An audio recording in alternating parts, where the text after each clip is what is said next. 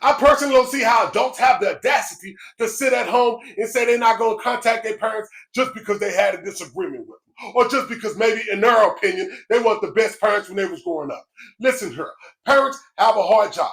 They have to protect you from a whole lot of things you probably knew nothing about. And me personally, I would never go no contact with my mom. Me and my mom, when she was still alive, there was maybe 2 times where we didn't talk for maybe a couple of months because we had a disagreement, but she always had my number. She could always contact me, and I would still always make sure that she was okay, whether it was by my brothers, my sisters, or someone else. I never went no contact because I didn't want my mom to work. And let me tell you why I wouldn't go non-contact with my mom. Because my mom raised 7 kids by herself. My mom, she worked at a good job, but she went back to school. She got a degree.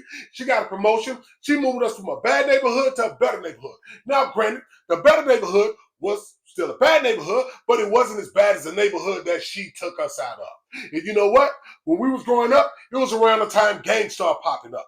And there's 7 of us, 3 boys, 4 girls. So my mom had to make sure that all 3 of her boys didn't join the gang.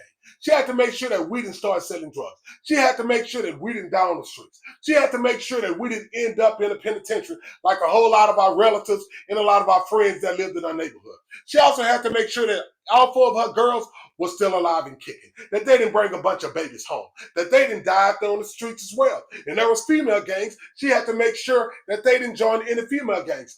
All while putting food on our table, putting a roof over our head, putting clothes on our back, because we stopped getting government assistance because my mom got a raise. She didn't like government assistance anyway because she liked to pay her own way. So she was doing all this with her own money. So she had to dress us, feed us, clothe us, and she had to put up with 7 hard-headed kids that she never gave up on. So there's no way in my adult years that I'm going to sit back and say that that woman who worked hard to keep me alive have to apologize because we had a disagreement.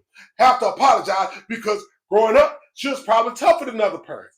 I don't blame her. If I was her and I had her 7 kids, I probably would have put them all up for adoption. But you know what? She took care of us. Like she took care of a lot of her grandkids before she passed away. So I don't understand these people talking about they going no contact. You have to understand, your parents had to go through a lot raising you. These days, it's social media. It wasn't when I was raised up, but it's social media. So they have to fight against social media effects on their kids. Now they got to do it to their grandkids.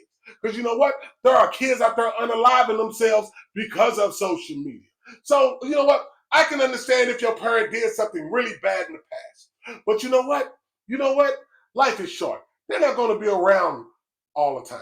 So spend time with your parents. Forgive them. Stop sitting around waiting on them to apologize. And spend time with them. You don't know how much more time you got left with them. Peace out. God bless. Let me know what you think in the